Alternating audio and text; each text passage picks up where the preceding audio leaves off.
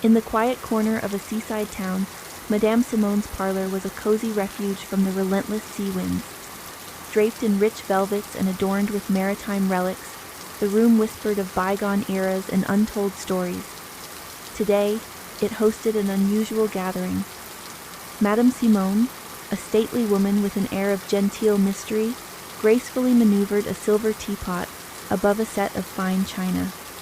The steam rose in gentle swirls, mingling with the scent of salt and jasmine. Across from her sat old sailor Johnny, his weathered face telling tales no words could capture. His eyes, a deep sea blue, held both the sparkle of youth and the shadows of storms weathered. As the tempest brews outside, so too does it seem to stir in the hearts of those who faced its wrath on open waters, Madame Simone observed, pouring the tea with a steady hand. Johnny, my dear, you've braved much more than the winds and the waves. The story you carry, the tale of those creatures, it's time it found an ear that understands.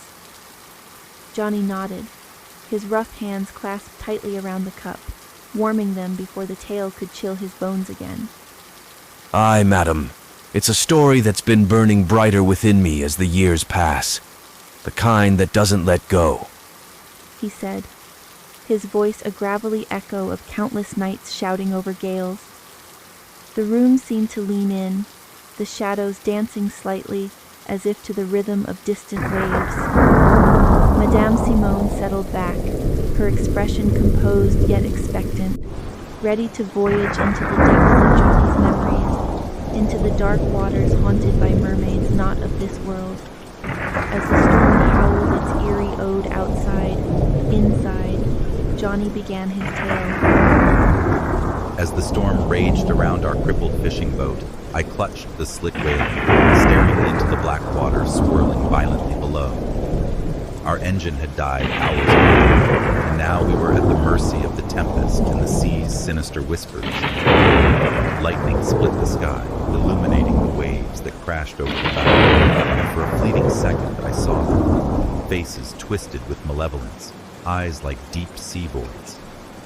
"Help!" The scream tore from the cabin below. It was Hazel, the captain's wife. I stumbled down, water and fear chilling my bones, only to see her dragged through a shattered porthole by pale, sinewy arms. The captain bellowed, lunging futilely as the storm swallowed his cries.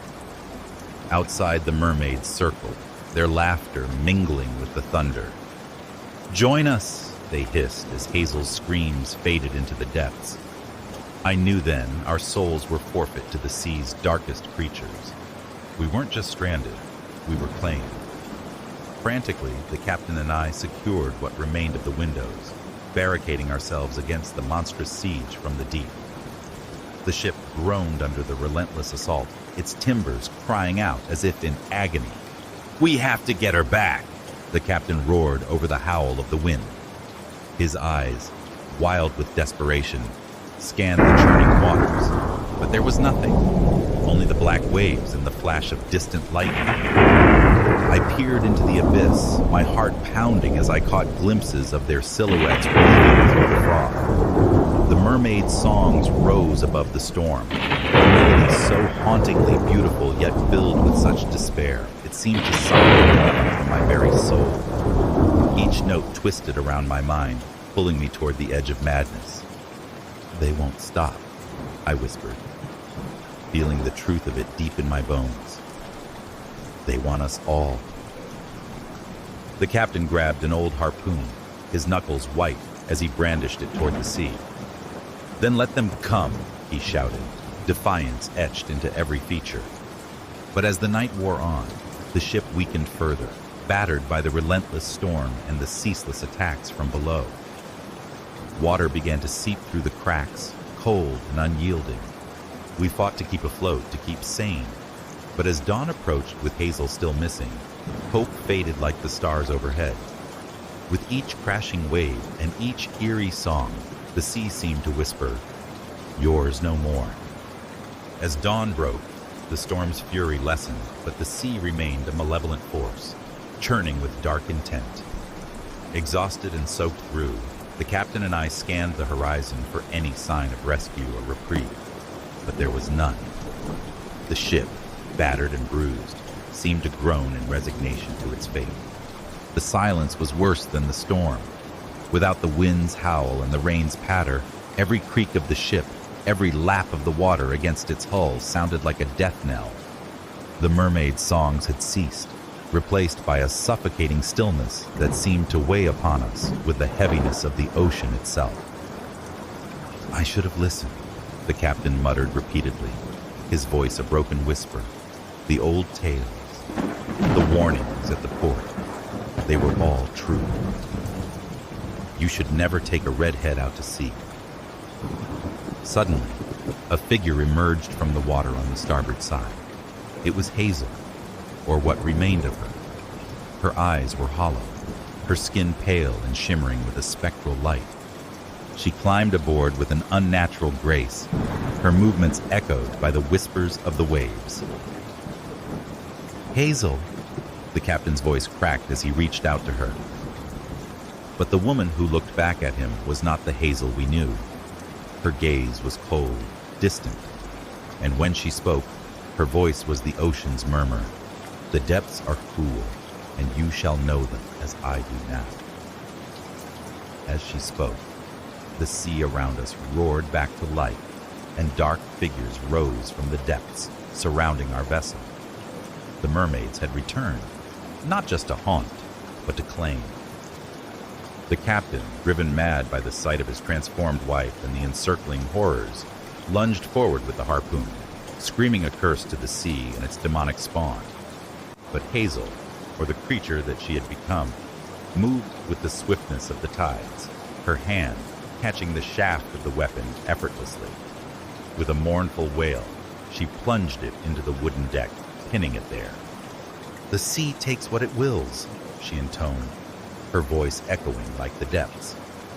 As she retreated back into the water, the mermaids closed in, their haunting melody resuming, a dirge for the doomed. As they drew nearer, the water surged and the ship began to sink, dragging us down into the abyss, into their realm of eternal darkness. As the ship sank, creaking and moaning its final descent, I found myself thrown overboard, engulfed by the cold, merciless sea. The water around me boiled with the thrashing of tails and the shimmer of scales as the mermaids encircled the sinking vessel. Above the chaos, I could hear their eerie song, now a chilling lullaby that seemed to herald my end.